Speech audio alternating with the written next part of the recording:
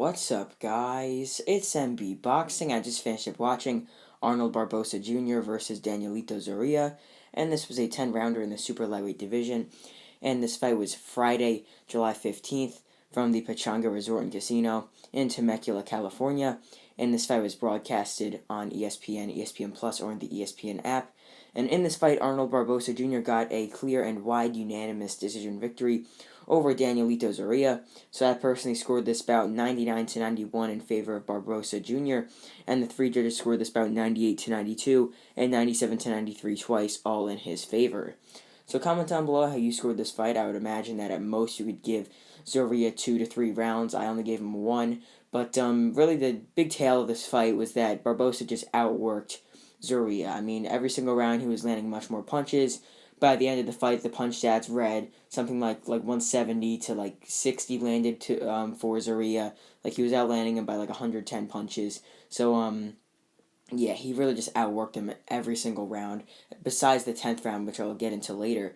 But, yeah, really just throughout the fight, Barboza Jr. was trying to land some nice three-punch combinations. He was feinting a lot, and really Zorrilla was reacting to them, which was a good sign for Barboza to open up with some of his offense. But really throughout the fight, Zorrilla was trying to land some counter right hands. He was trying to in the first 2 rounds. He got some in, but it just wasn't enough. As in, round number 2, he only landed, 1 big power punch, and, I mean, in total, 7 punches that round, whilst, I mean, per round, usually, Barboza was landing maybe 20, maybe 18, somewhere around there. He was landing a lot of punches on Zorrilla, whether that be with the jab, big right hands, whatever, he was landing a lot of punches. But then in round number, I'm just going to go over some of the big moments in the fight. Round number 4 was a pretty big moment for Barboza Jr. He was able to slightly stun Zorrilla a bit, make his legs buckle a bit with a nice right uppercut. Another big moment in this fight was when Zorrilla was hurt in round number 7. It was with a nice right hand. He was sort of wobbling a bit around the ring. And really when Zorrilla was hurt, he just looked off. You could see it in his eyes. I mean, they looked a bit dazed, and he was sort of dancing around. He was backing up as opposed to throwing a lot of offense like he was trying to throughout this entire fight. I mean, really, Zorrilla was trying to throw a lot, but he only landed at a 19% connect ratio. So, yeah, then another big moment was in round number 8. It was a great round. I mean, to be 100% honest, both of them had great offense, but yet again, Barboza Jr. outworked Zorrilla, and I still gave him that round. But, I mean, really the most interesting round of the fight was the last round in round number 10, where Barboza, even though he knew he was up comfortably, he was coming forward, still trying to throw offense, big offense, at Zorrilla, and he was coming forward, and then he got caught with a big right hand that's really wobbled him back, and he looked really, really stunned, and Barboza Jr. was on really the backtrack, and he was getting hit by a lot of shots from Zorrilla that round, and he was trying to hold. But then later in that round, he sort of gained his composure, started landing shots back of him, back for himself, and it was a pretty good round. But I still gave that one to Zorrilla.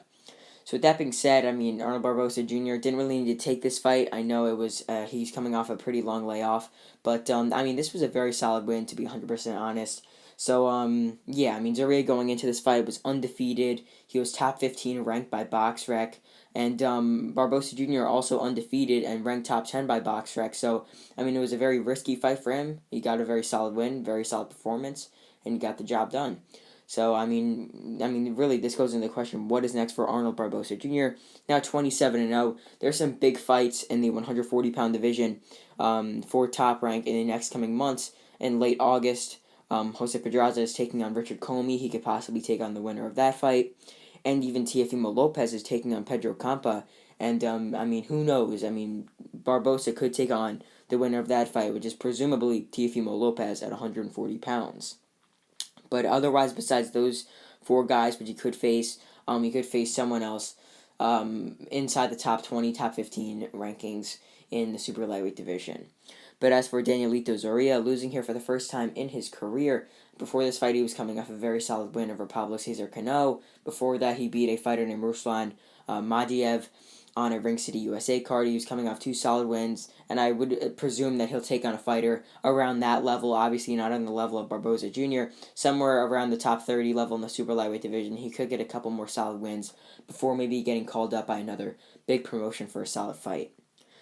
So overall, Arnold Barboza Jr. puts on a very solid performance as he was able to get a unanimous decision victory over Danielito Zorrilla to stay undefeated, now at 27-0.